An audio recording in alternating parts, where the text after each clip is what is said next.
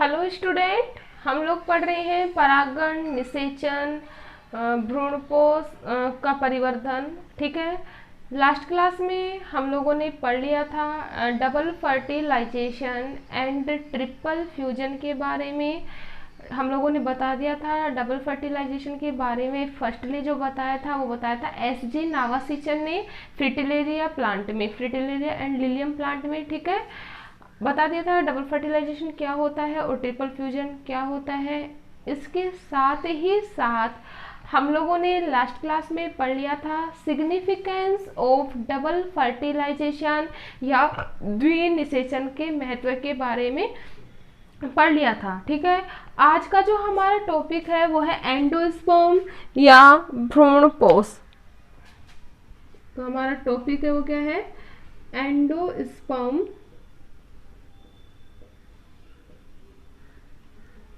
हिंदी में बोलते हैं भ्रूणपोष। जैसा कि हम लोग सभी जानते हैं, we all know that student what is endosperm. And endosperm का जो फॉर्मेशन होता है वो किस प्रकार से होता है, हम लोगों ने लास्ट क्लास में बता दिया था। एंडोस्पर्म का जो फॉर्मेशन होता है वो double fertilisation and triple fusion के द्वारा होता है या द्विनिषेचन वैतरिक संलयन के द्वारा होता है।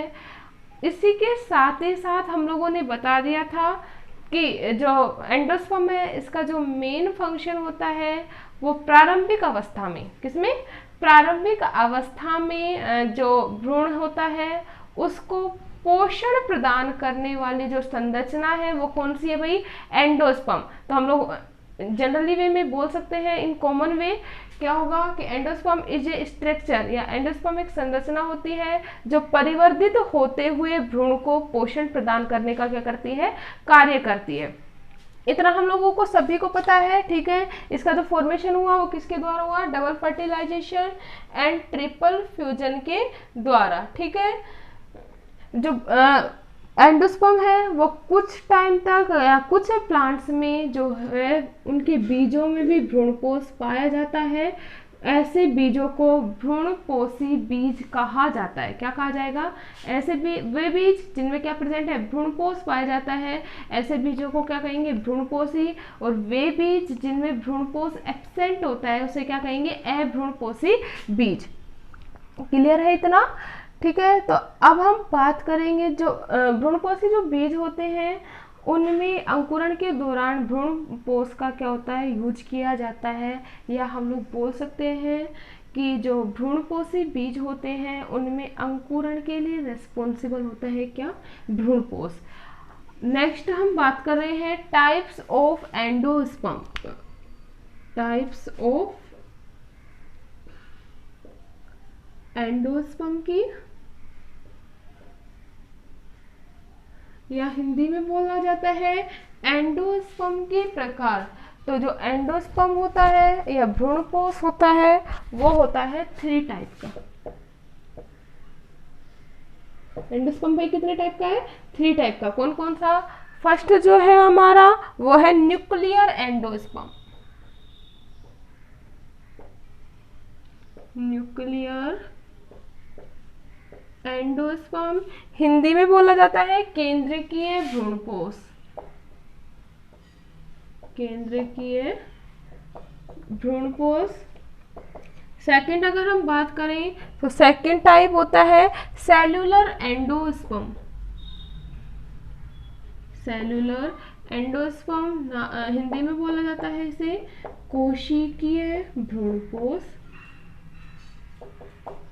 ठीक है, और जो थर्ड है अपना वो होता है हेलोबियल एंडोस्पर्म। Helobial endosperm.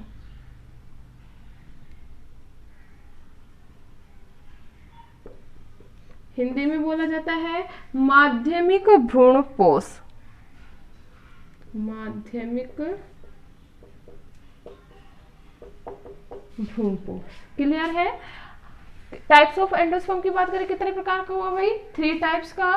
ठीक है, कौन कौन सा, nuclear, cellular and helobial type endosperm. अब हम बात करेंगे फर्स्ट न्यूक्लियर एंडोस्पर्म की। तो न्यूक्लियर एंडोस्पर्म क्या होता है? केंद्रकीय भ्रूणपोष। क्या है? केंद्रकीय भ्रूणपोष, जैसा कि नाम है केंद्रकीय।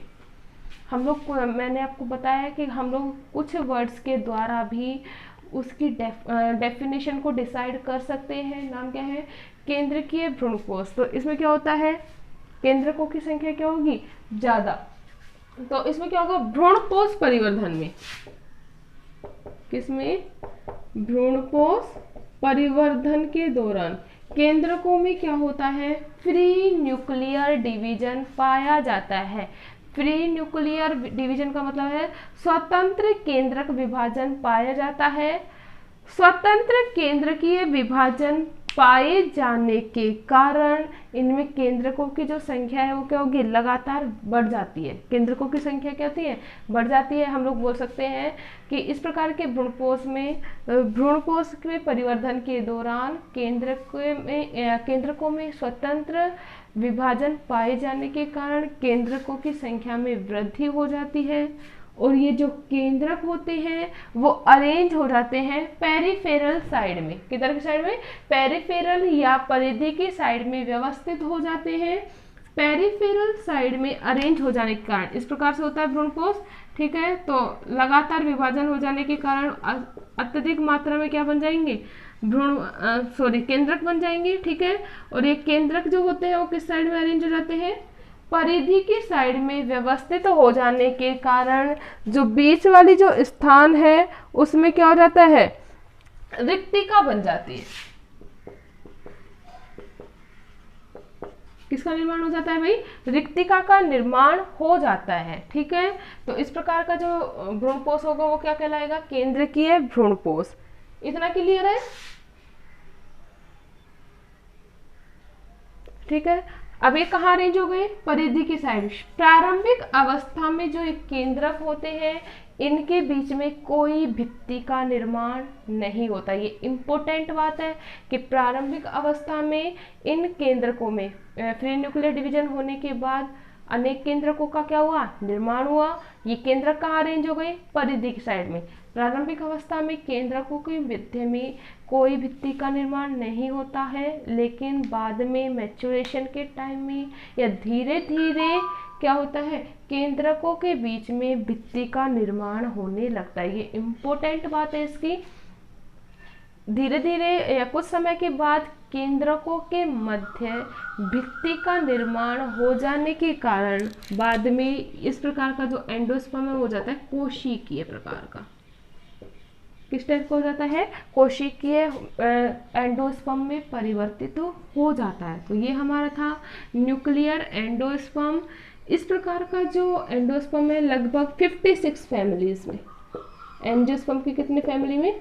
लगभग 56 कुल में पाया जाता है। क्लियर है?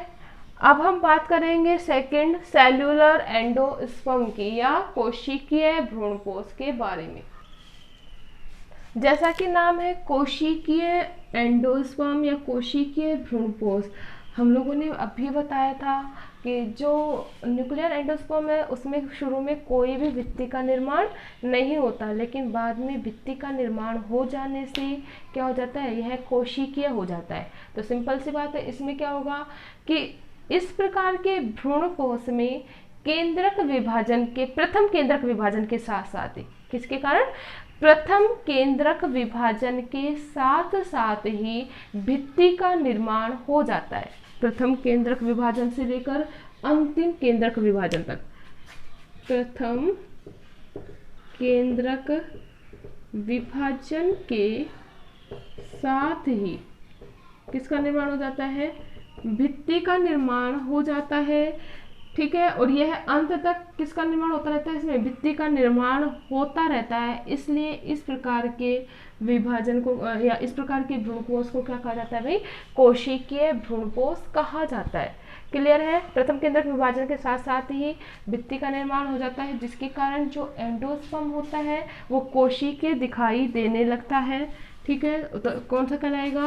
कोशिकीय एंडोस्पर्म या कोशिकीय भ्रूणपोष।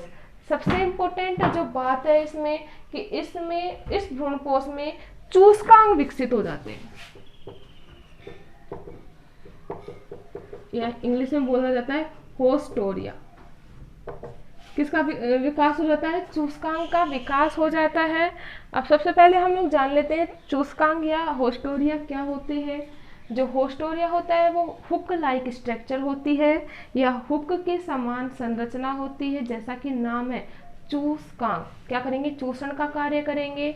तो इनका जो मुख्य कार्य होता है, इसमें ये जो भ्रूणपोष के बाहर अगर पोषण होता है तो उसको अवशोषित करने का जो कार्य करते हैं वो कौन करते हैं? चूसकांक। इम्पोर्टेंट बात है सेल्यूलर जो एंडोस्पर्म है उसका इम्पोर्टेंट कैरेक्टरिस्टिक फीचर्स है, किसमें किसका फॉर्मेशन हो जाता है? चूसकांक का निर्माण हो जाता है। क्लियर है? अगर हम एग्जाम्पल की बात करें तो इस प्रकार का जो भ्रूणपोष होता है वो पाया जाता है पिटूनिया,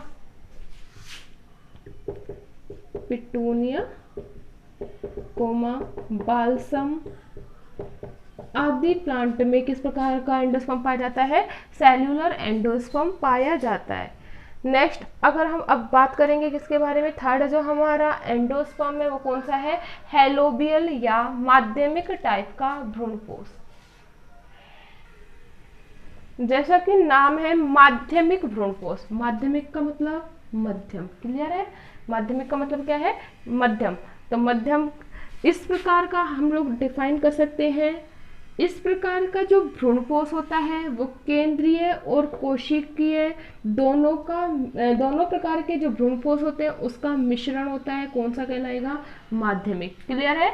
कौन कौन से का मिक्सिंग फॉर्म है? केंद्रीय और कोशिकीय भ्रूणपोष का जो मिश्रित रूप है वो क्या कहलाता है? माध्यमिक भ्रूणपोष कहलाता है। इस प्रकार का जो भ्रूणपोष होता है इसमें प्रथम केंद्रक विभाजन के बाद, किसके बाद? प्रथम केंद्रक विभाजन के बाद भित्ति का निर्माण हो जाता है। किसका निर्माण होगा भाई? भित्ति का निर्माण हो जाता है। और भित्ति का निर्माण हो जाने से एक बड़ी कोशिका व एक छोटी कोशिका बनती है। प्रथम केंद्रक के बाद किसका निर्माण हुआ? भित्ति का। ठीक है, भित्ति का निर्माण हुआ। जैसे कितने टाइप की कोशिका बनी?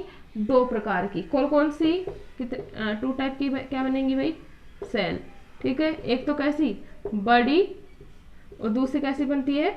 छोटी कोशिका। ठीक है, एक बड़ी और छोटी कोशिका हो जाती है और इन दोनों कोशिका के केंद्रक में मुक्त केंद्रक विभाजन होते हैं। दोनों ही कोशिका के केंद्रकों में कौन से? फ्री न्यूक्लियर डिवीजन या मुक्त केंद्र के क्या होते हैं? विभाजन। We all know that student free nuclear division किसमें पाए जा रहे थे?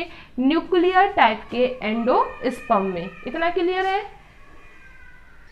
और इन केंद्रकों के बीच में कोई भित्ति का निर्माण नहीं होता। भित्ति का निर्माण नहीं होता। ठीक है, भित्ति का निर्माण नहीं होने से अंडद्वार की ओर स्थित बड़ी कोशिका में केंद्रक विभाजन जो दो सिरे होंगे, ये क्या है? कोई एंडोस्पर्म। ठीक है, इसके 2 सिरे होंगे, एक तो अंडद्वार हो या अंडसिरा हो। जो अंडद्वार की ओर स्थित जो कोशिकाएं होती हैं इसमें न्यूक्लियर डिवीजन के साथ साथ किसका निर्माण होता है? भित्ति का। और we all know that nuclear division के साथ भित्ति का निर्माण किसमें होता है? सेल्यूलर एंडोस्पर्म में। जबकि जो निभागी सिरे वाली जो अंड कोशिका होती है उसमें सिर्फ और सिर्फ क्या पाया जाता है? फ्री न्यूक्लियर डिवीजन पाया जाता है। इसलिए यह जो एंडोस्पर्म है वो किसका? दोनों का क्या है? Mixing form. क्लियर है? इस प्रकार का जो एंडोस्पर्म पाया जाता है वो पाया जाता है मोनोकोट प्लांट के। किसमें? मोनोकोट या एक बीजपत्री पादपों के हेलोबियल गण में। हेलोबियल गण में नाम ही क्या है? हेलोबियल गण। कौन सा प्रकार का एंडोस्पर्म पाया जाएगा? हेलोबियल प्रकार का एंडोस्पर्म पाया जाएगा। तो हेलोबियल गण में कौन सा एंडोस्पर्म पाया जाता है? हेलोबियल एंडोस्पर्म पाया जाता है। क्लियर है? नेक्स्ट हम बात करें सिग्निफिकेंस ऑफ एंडोस्पर्म की। तो we all know that student major significance क्या है इसका? हम लोगों ने लास्ट क्लास में भी पढ़ लिया था कि यह परिवर्धित होते हुए भ्रूण को क्या करेगा? पोषण प्रदान करने का कार्य करता है। क्लियर है? तो ये था हमारा एंडोस्पर्म के बारे में।